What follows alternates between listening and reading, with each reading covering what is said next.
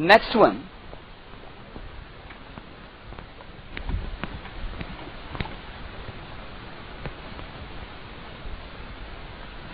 देखिए कभी कभी एरिया निकालने के लिए कुछ एक पर्टिकुलर टर्मिनोलॉजी का यूज किया जाता है, जैसे अगर ये लिखा जाए find the area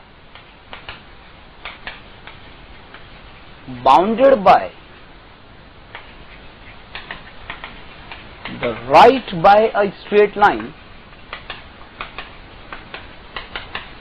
x plus y is equals to 2 and left by a parabola y is equals to x square and below by x.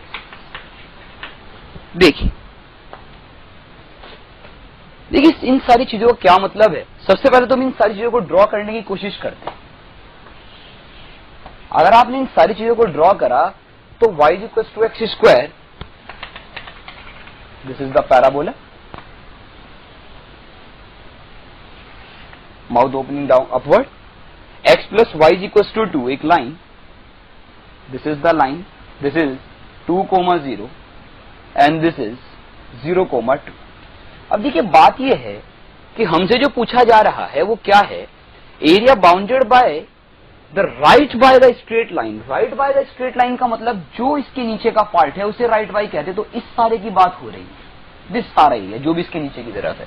Then left by the parabola, तो लेफ्ट बाय द पैराबोला का मतलब यह है कि जो भी उसके नीचे का पार्ट है तो इसे छोड़ा दिस पर्टिकुलर पार्ट, यही उसमें भी कॉमन था, यही पैराबोला में कॉमन है। And below by x axis, तो बिलो बाय एक्सिस का मतलब जो एक्स एक्सिस के ऊपर है, तो एक्स एक्सिस के ऊपर यही पर्टिकुलर एरिया है। तो हमें ये सारा एरिया कैलकुलेट करना है, दिस पर्टिकुलर एरिया। और इसे कैलकुलेट करने का तरीका this is 0, this is 2।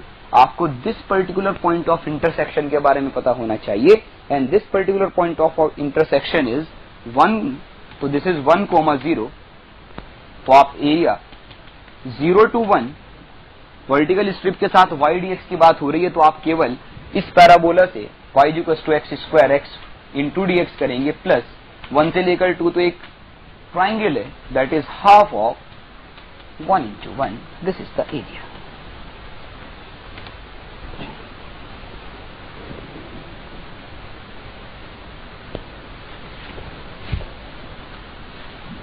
Next one,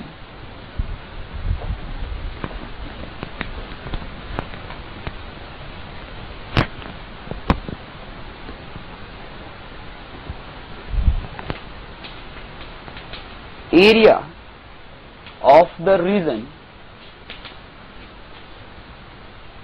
in first quadrant bounded by y is equals to x root x and below by x axis and line y is equals to x minus 3। देखिए फिर से same कहानी है, हम लोग y is equals to root x का जो curve है that is like this, and the line y is equals to x minus 3 को ड्रॉ करा जाता तो इस तरह का कोई एक लाइन, दिस पर्टिकुलर पॉइंट जब आपने y को 0 रखा तो this is 3,0 and below by x axis है, तो दिस पर्टिकुलर एरिया की बात हो रही है। तो आप अगर यहां तक बात करते तो एरिया लिखने का जो तरीका है दैट इज एरिया 0 से लेकर 3, आप केवल कर्व से ही एरिया निकाल सकते हैं, that is root of x into d x, plus जब आप 3 से लेकर इस पर्टिकुलर पॉइंट, आपको पॉइंट ऑफ इंटरसेक्शन पता होना चाहिए, तो अगर आप this particular point of intersection की बात करते तो आप इन दोनों को सॉल्व करते, आप y का वैल्यू रूट एक्स यहां पर रखते और जो भी ये पॉइंट हमारे पास अल्फा आने वाला है तो 3 to लेकर अल्फा आप इस ऊपर वाले में से नीचे वाले को घटाएंगे, तो this is root x minus 3 into d x and this is the answer.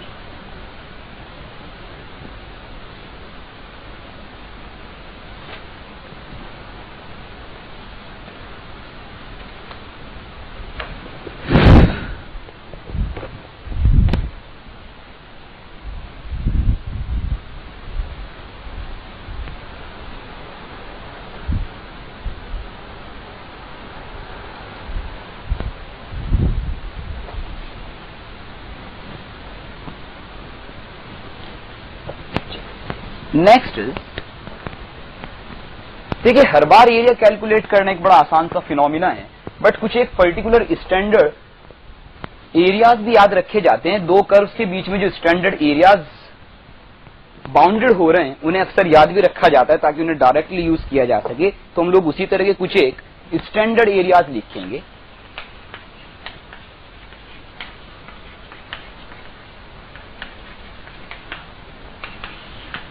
First one,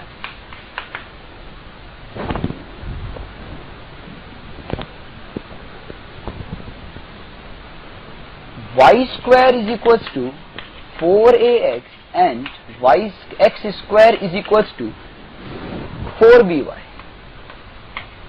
where x and y both are greater than 0। देखिए बात क्या है, y square is equals to 4ax एक ऐसा पैराबोला है like this,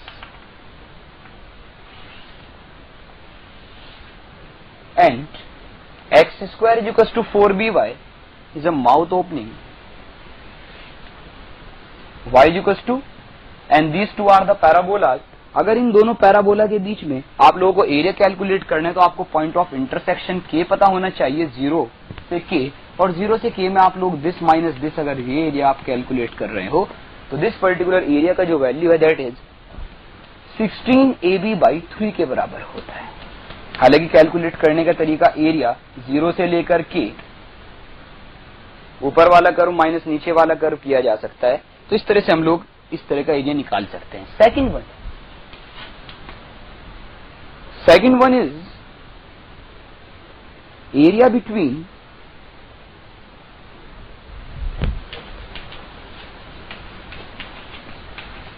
y square is equals to 4x and y is equals to mx। अगर किसी एक parabola y square is equals to 4ax and y is equals to mx के बीच का area निकाला जाए तो y square is equals to 4ax again एक parabola like this, and y is equals to mx एक line passing through the origin, तो इनके बीच में जो एरिया ट्रेस होता है दैट इज दिस। हालांकि निकालने का तरीका, अगर हमें ये पॉइंट k पता हो तो 0 से लेकर k के बीच में हम लोग ऊपर वाला कर्व माइनस नीचे वाला कर्व करेंगे तो हर बार एरिया कैलकुलेट किया जा सकता है। हालांकि डायरेक्टली भी इस पर्टिकुलर चीज को याद रखा जाता है। This is 8a² upon 3m³। This is the area. Next one is the third one, y is equals to √x and x is equals to √y। देखिए y is equals to √x and x is equals to √y। y is equals to √x is like this. हम बस ऐसे सोच रहे हैं कि अगर इसे y square is equals to x लिखा हो तो पैराबोला का ऊपर वाला part, and this is x square is equals to y, तो केवल ऊपर वाला पार्ट, तो ये वाला part this is k, this is 0, this area is 1/3। हालांकि फिर से 0 से लेकर k ऊपर वाला कर्व माइनस नीचे वाला कर्व किया जा सकता है। Then fourth one, area between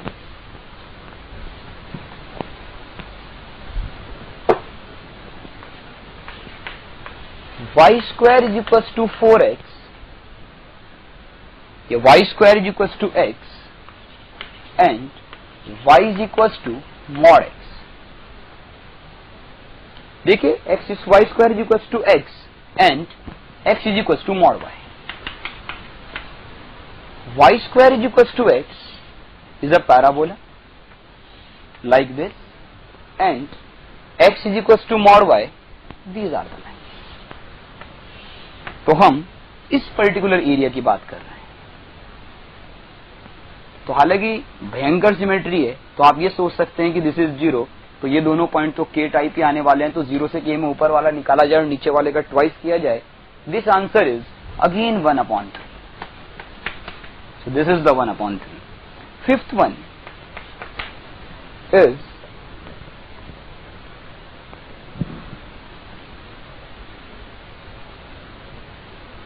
area between y square is equals to 4ax and its double ordinates y square is equals to 4ax and its double ordinates x is equals to 2a. Then y square is equals to 4ax, again this is the parabola and x is equals to 2a is this line. तो हम लोग इस particular area की बात कर रहे हैं, हालांकि इसे कैलकुलेट तो किया ही जा सकता है. This answer is 8√2 a square. हालांकि इस बात को इस तरह से भी याद रखा जाता है कि अगर आपने इन लाइंस को आगे यहां पर ज्वाइन किया होता तो this particular point x is equal to 2a का बात हो रहा है, तो 2a को यहां रखने पर ये जो पर्टिकुलर पॉइंट है this is 2√2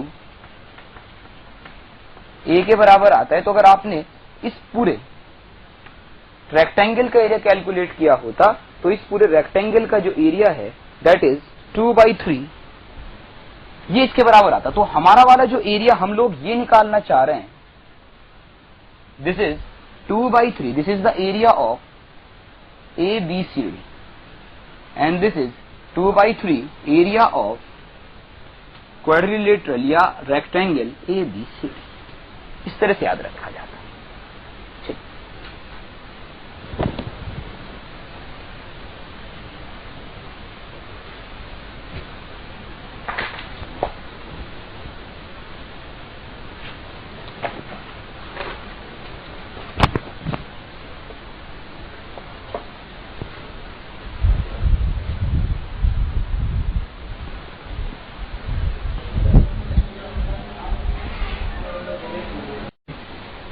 area under the curve में नेक्स्ट कंसेप्ट की बात करते हैं हम लोग, शिफ्टिंग ऑफ द ओरिजिन की बात करते हैं. देखिए शिफ्टिंग ऑफ ओरिजिन क्या है. अगर कोऑर्डिनेट प्लेन के ऊपर हम लोग, ये ओरिजिन है, अगर इस ओरिजिन को कहीं और शिफ्ट करते तो देखिए दो कर्व जो है ना, कर्व अगर वो आपस में इंटरसेक्ट कर रहे हैं तो ओरिजिन को चेंज करने के बाद भी जो है ना, मतलब अगर मुझे ये अच्छा लग रहा है कि मैं ओरिजिन को यहां ले आता तो भी इनके इंटरसेक्शन से जो बनने वाला एरिया है ना उसे फर्क नहीं पड़ा करता है. सही बात है. तो अगर शिफ्टिंग ऑफ ओरिजिन की हेल्प से हम लोग किसी कर्व को एक इजी अच्छा दिखने वाले कर्व में कन्वर्ट करने के बाद उसका एरिया निकाल पाए तो कभी कभी इजी होता है. जैसे हम लोग क्वेश्चन नंबर 1 के बारे में बात करते हैं कि area between the parabola this and this. तो देखिए सबसे पहले वाले पैराबोला के बारे में देखते हैं, y स्क्वायर माइनस 2y. तो अगर आपने इसे तरीके से लिखा होता, फर्स्ट वन के बारे में हम लोग बात कर रहे हैं, तो देखिए y माइनस 1 का whole square is y square minus 2y plus 1, और इस 4 को आप x साइड के साथ उधर लेकर गए होते तो माइनस का 4 इंटू एक्स प्लस 1 नजर आता. सही बात है. सिमिलरली अगर आपने सेकंड वाले पैराबोला को देखा होता x square plus 2x plus 2, तो अगर आपने इसे x प्लस 1 का whole square is equal to y को उधर लेकर गए होते तो दिस इज y माइनस 1 लिखा जा सकता था. अब बात यह है कि अगर आपने ओरिजिन को -1, 1 के ऊपर शिफ्ट किया होता तो ये y माइनस 1 आपको कैपिटल Y और ये x प्लस 1 आपको कैपिटल X नजर आता. तो आपसे जिन कर्व के बीच में ये पूछा जा रहा था आप उन्हें y square is equal to 4x minus 4x and x square is equal to capital Y assume कर सकते थे. बस आपने अगर इतना से एज्यूम करा तो उसके बाद तो बस अगर आपने इनके कर्व्स बनाए होते तो x square is equal to y is this and y square minus 4x, y square is equal to minus 4x is this. तो दिस इज द एरिया, और इस एरिया को निकालने का हम पहले से एक बार पढ़ चुके हैं कि इनके बीच का एरिया 16ab/3 के बराबर होता है. तो अगर हमें a और b का वैल्यू पता चले तो a का value is 1, b is 1/4 and the answer is 4/3. तो इस तरह से हम लोग एरिया निकाल सकते हैं. ठीक है. सेकंड वन के बारे में बात करते हैं. हमसे पूछा smaller area between the ellipse 9x square plus 4y square minus 36x plus 8y square plus 4 equal to 0 and the line 3x plus 2y minus equal to 10. देखिए अगर आपने इस इलिप्स को थोड़ा सा आराम से देखा होता, हालांकि इसे ड्रॉ किया जा सकता है, बट अगर आपने इसे बहुत आराम से देखा होता तो आपको ये इलिप्स, देखिए हम हर बार बस कोशिश ये करते कि हम इन्हें परफेक्ट स्क्वायर टाइप चीजें बना सके. तो अगर हमने इन दोनों को परफेक्ट स्क्वायर बनाने की कोशिश की होती तो हम लोगों को ये इलिप्स x माइनस 2 का होल स्क्वायर, मैंने सिर्फ उसको x स्क्वायर वाले को 9 से डिवाइड करा होगा, तो x माइनस 2 का whole square divided by 4 plus y plus 1 का whole square divided by 9 is equal to 1 के बराबर नजर आता। दिस इज द इलिप्स जो मैंने इस वाले पर्टिकुलर इलिप्स को सेट करा। अब बात यह, अगर x माइनस 2 को आपने कैपिटल X, मतलब आपने अगर ओरिजिन को 2 -1 के पास शिफ्ट करा होता तो ये आपको कैपिटल X जैसा नजर आता डिवाइडेड बाय 4, एंड ये आपको कैपिटल Y जैसा नजर आता divided by 9 is equal to 1। This is the equation of the ellipse. And similar कहानी अगर आपने लाइन के साथ की होती और आपने लाइन को 3 into x minus 2 plus 2 into y plus 1 लिखा होता तो 3 इंटू 2 जा 6 प्लस का 2 तो माइनस के 4 हैं, तो अगर माइनस के 4 हैं तो उधर हमें 6 नजर आने वाला है। This is the equation. या इस चीज को आप लोग 3 time of capital X plus 2 time of capital Y is equal to 6 के बराबर लिख सकते हैं। This is the equation number 2। तो अब हमारे पास जो इलिप्स एंड द लाइन्स हैं, इलिप्स एंड द लाइन है, वो दोनों के दोनों हम लोगों के पास बड़े अच्छे तरीके से है। तो हम लोग बस एक नया एक्सिस सिस्टम डिफाइन कर लेते हैं जिसमें x axis is capital X and y axis is capital Y। ये इलिप्स ऐसा है जो यहाँ पर 2 2 और यहाँ पर 3 3 टाइप है, 2 का स्क्वायर 3 का स्क्वायर, तो this is the line, this is the ellipse. और अगर आपने इस लाइन को ध्यान से देखा होता तो this is x upon 2 plus y upon 3 is equal to 1 intercept form में। तो इस लाइन को ड्रॉ करने का तरीका ये 2 है और ये 3 है, तो दिस इज द लाइन। और हमें स्मॉलर एरिया चाहिए तो हम लोग इस पर्टिकुलर एरिया की बात कर रहे हैं। तो हालांकि निकालने का सबसे आसान तरीका ये है कि हम लोग इलिप्स का एरिया तो पहले से जानते ही हैं कि वो पाई ए बी के बराबर होता है, तो पाई ए बी से हम लोग पहले इलिप्स का एरिया निकाले और फिर केवल इस ट्राइंगल ओ 0 2 और 3 से बनने वाले एरिया को उस 1/4 करने के बाद उस एरिया में से घटा दें तो हमारे पास आंसर आ जाता है। And the answer is 3 pi minus 6 divided by 2। This is the answer. Next one,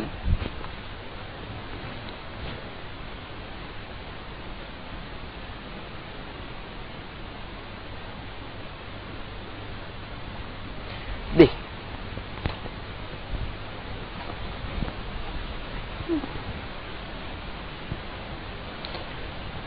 next one is area between y is equal to EX ln x and y is equal to ln x upon EX। देखिए तरीका, सही तरीका तो ये है कि हम इन दोनों कर्व्स को ड्रॉ करें और ड्रॉ करने के बाद फिर हम लोग इन दोनों के बीच में देखें कि कहां से कहां के बीच का एरिया हम लोगों को निकालना है। हालांकि इन्हें ड्रॉ करना बहुत भारी काम नहीं है। हम लोग अगर मैं इस कर्व को y1 नाम टू और इस कर्व को this is y1 and this is y2, देखिए सबसे पहले y1 के बारे में बात करते हैं कि y1 को कैसे ड्रॉ किया जा सकता है। y1 जो है वो एक्चुअली सबसे पहले हम लोगों ने y1 के लिए dy by dx कैलकुलेट करा, तो इसके लिए e तो एज इट इज रहने वाला है x का, and this is 1 upon x plus x and this is ln x is equal to, अगर आपने 0 किया होता तो x is equal to 1 upon e के बराबर नजर आता। तो 1 अपॉन e पर इसका dy by dx 0 हो रहा है, 0 पर इसका वैल्यू देखा जा सकता है। और अगर आपने x को 0 रखा होता तो 0 पर 0 है, और अगर आपने x को 1 रखा होता तो ln 1 0 देता, तो 0 और 1 पर 0 हो रहा है। और अगर आपने इसे इन्फिनिटी की तरफ भेजा होता तो इन्फिनिटी पर ये इन्फिनिटी जा रहा है। तो आप इसका कर्व ड्रॉ कर सकते हैं, और इसका curve like this is the curve. Similarly अगर आपने कर्व नंबर 2 के बारे में सोचा होता तो कर्व नंबर 2 को ड्रॉ करने के लिए फिर से हम dy2 अपॉन dx करते और देखते कि कहां पर 0 होता है। dy2 अपॉन dx करा और उसे 0 के बराबर करा तो ये at x is equal to e पर आता है। This point is 1, this is 1 upon e, this is 0 and this is e। e पर 0 आता है लाइक दिस। x को 0 रखने पर इस पर्टिकुलर फंक्शन की वैल्यू माइनस इन्फिनिटी की तरफ आती है, और इन्फिनिटी रखने पर 0 की तरफ आएगी ln x की वजह से। तो ये पर्टिकुलर फंक्शन ऐसा कुछ है लाइक दिस। तो अगर हमें एरिया के बारे में बात करनी है, ln x यहां भी आया था तो x इज इक्वल टू 1 पर यह भी 0 हुआ होगा, तो ये इस पर्टिकुलर पॉइंट से भी पास करता है लाइक दिस, एंड 1 से थोड़ा सा पहले लाइक दिस। सही है। तो इन दोनों का पॉइंट ऑफ इंटरसेक्शन आप कैलकुलेट करें, दैट इज 1 अपॉन ई। यहां पर ही ये पॉइंट पर दोनों एक दूसरे को इंटरसेक्ट कर रहे हैं, ये एरिया हमें कैलकुलेट करना है।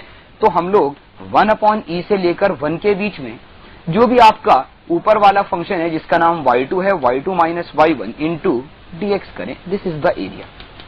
या तो आप ये सोच सकते हैं कि अगर हमें एरिया ही निकालना है तो फिर हम लोगों को कर्व ड्रॉ करने की जरूरत नहीं है। अगर दो कर्व के बीच में एरिया है तो आप लोग उनका केवल पॉइंट ऑफ इंटरसेक्शन निकालें।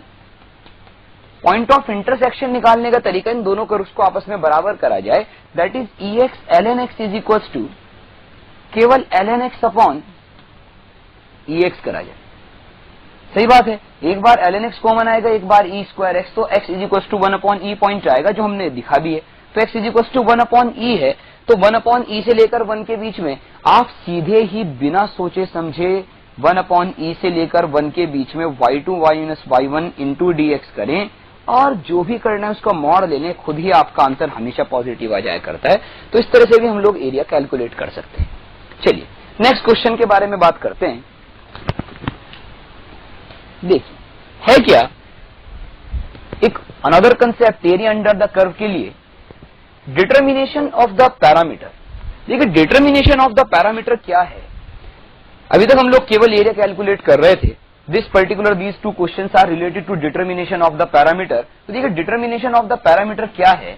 डिटर्मिनेशन ऑफ पैरामीटर कुछ इस तरह की चीज है। हमें क्वेश्चन दिया है कि यदि y is equals to 4/x² and x is equals to 1, y is equals to c and 9/4 क्या एरिया है, इन सब के बीच का जो एरिया वो 9/4 है, तो c बताना है। देखिए c के बारे में क्या है, हालांकि हम y is equals to 4/x² का कर्व तो जानते हैं। y is equals to 4/x² का जो कर्व है, x को माइनस x से रिप्लेस करने पर कर्व चेंज नहीं हो रहा है, तो इसका मतलब y एक्सिस के अबाउट सिमेट्रिक है, like this this x is equals to 1, this is x is equals to 1, this particular line. Now वो कह रहा है x is equals to c, x is equals to y is equals to c. So y is equals to c अगर यहां कहीं पर होता तो y is equals to c अगर यहां पर होता तो इनके बीच का जो एरिया है वो ये वाला शेड था, दिस पर्टिकुलर एरिया जिसके बारे में बात हो रही है। हालांकि यही पर्टिकुलर चीज कुछ ऐसे भी पूछा जा सकता था, अगर y is equals to c ऊपर कहीं होता जहां पर इन दोनों ने एक दूसरे को इंटरसेक्ट करा, यहां पर अगर y इक्वल्स टू c होता तो फिर इस पर्टिकुलर एरिया की बात की जा रही थी।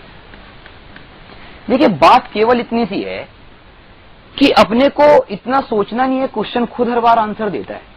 आप तो केवल इतना का ध्यान रखें कि अगर आपको ये एरिया निकालना है तो x इज इक्वल्स टू 1 से लेकर आपने जब y को c रखा तो y को c रखने पर x का जो वैल्यू है वो 4/c दैट इज 2/√c के बराबर आएगा। तो this particular point is 2/√c। तो इसी सिमिलरली यहां पर भी इसी तरह से आएगा। बट अगर आपने एरिया 1 से लेकर 2/√c के बीच में निकाला होता तो देखिए निकालने का जो तरीका है, एरिया निकालने का तरीका ऊपर वाले कर्व में से नीचे वाले कर्व को घटाना भर है। तो दैट इज 4/x² माइनस नीचे वाला c into dx and that is 9/4 के बराबर दिया है। अगर आपने इंटीग्रेशन कर इसे सॉल्व किया होता तो c का वैल्यू हमारे पास 1/4 एंड 49/4 के बराबर आता है। तो c is equal to 1/4 and 49/4। These are the answers.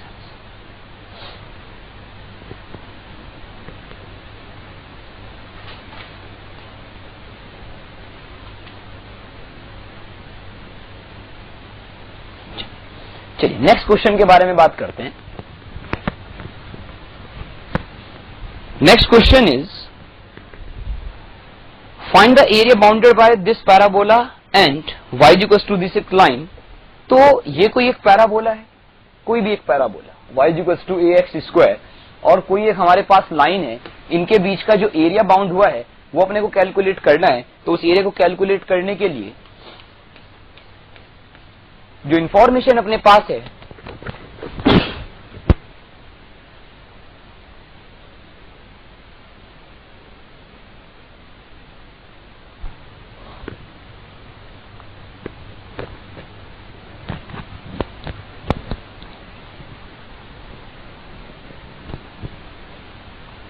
उसने ये कहा है कि यदि टेंजेंट इसके किसी पर्टिकुलर पॉइंट जबकि x इज इक्वल टू 3 है तो वो एक एंगल बनाती है पाई माइनस टेन इनवर्स ऑफ 6 का। तो एंगल ऑफ द टेंजेंट तो dy by dx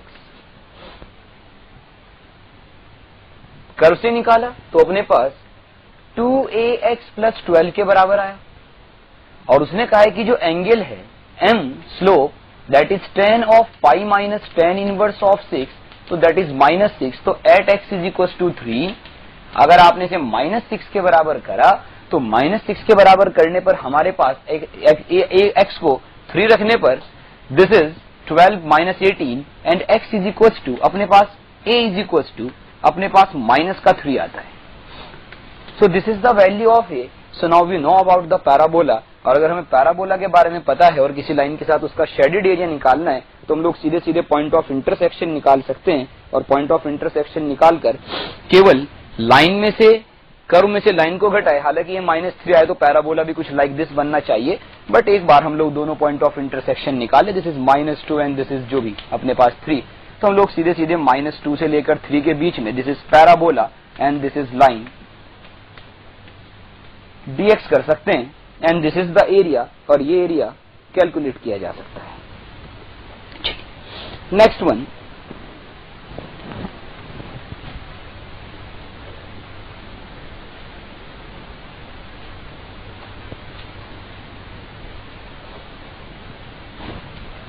next concept is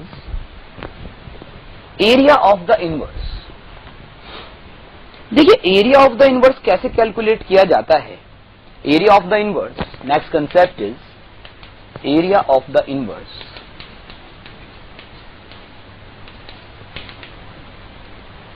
These two questions are based on this particular concept, area of the inverse. देखिए इनवर्स, सबसे पहली बात तो या तो आप फंक्शन का इनवर्स कैलकुलेट कर ले और जहां से जहां के बीच में हमसे एरिया पूछ रहा है वो एरिया आप बता दें उनसे, तो एरिया कैलकुलेट किया जा सकता है। But every time it is not possible to calculate the inverse of a particular function. जैसे अगर f(x) is equal to 3x³ plus 2x हमारे पास कोई फंक्शन है, तो इस पर्टिकुलर फंक्शन का इनवर्स कैलकुलेट करना इज टफ। एक्चुअली बात क्या है, अगर आप इस तरह से सोचें कि अगर हमारे पास कोई एक function y is equal to f(x) है, तो y is equal to f(x) का अगर इनवर्स कैलकुलेट करना होता तो इनवर्स कैलकुलेट करने का तरीका यह है कि x एक्सिस को y एक्सिस बना और फ्लिप कीजिए। तो अगर आप फ्लिप करेंगे तो आपको जो x इज इक्वल टू 5 वाले जो ऑर्डिनेट्स कहे जा रहे हैं ये आपको एब्सिसा बनकर नजर आएगा, y is equal to 5 type situation.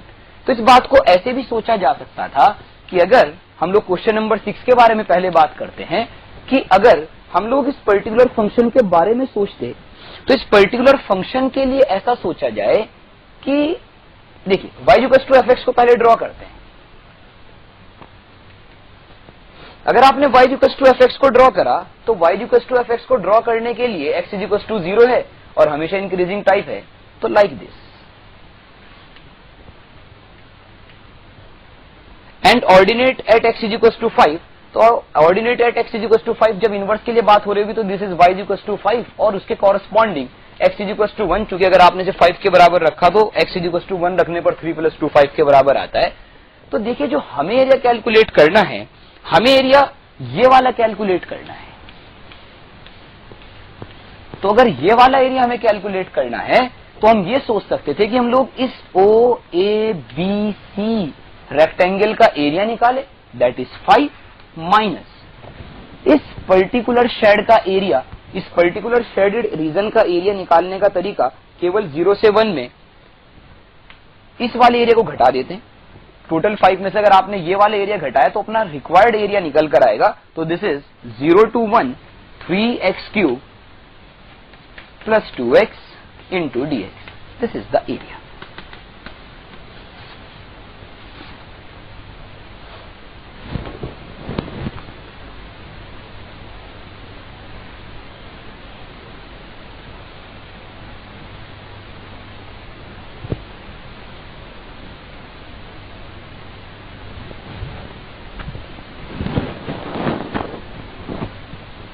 देखिए सिमिलरली नेक्स्ट क्वेश्चन के बारे में बात करते हैं।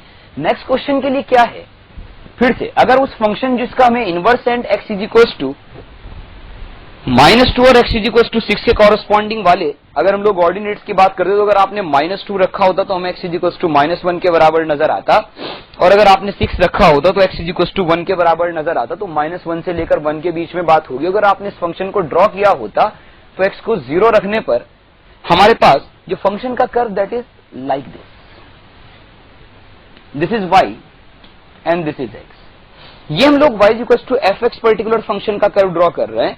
तो y is equal to -2 and y is equal to 6 जब इनवर्स के साथ बात की जा रही होगी तो दिस पर्टिकुलर पॉइंट मुझे x इज इक्वल टू 1 जैसा नजर आएगा, ये मुझे x इज इक्वल टू -1 जैसा नजर आएगा। तो हमें जो एरिया निकालना है, हमें एरिया y एक्सिस के साथ शेडेड निकालना है, तो ये वाला एरिया की बात हो रही है। एंड दिस पर्टिकुलर एरिया के बारे में बात किया जा रहा है।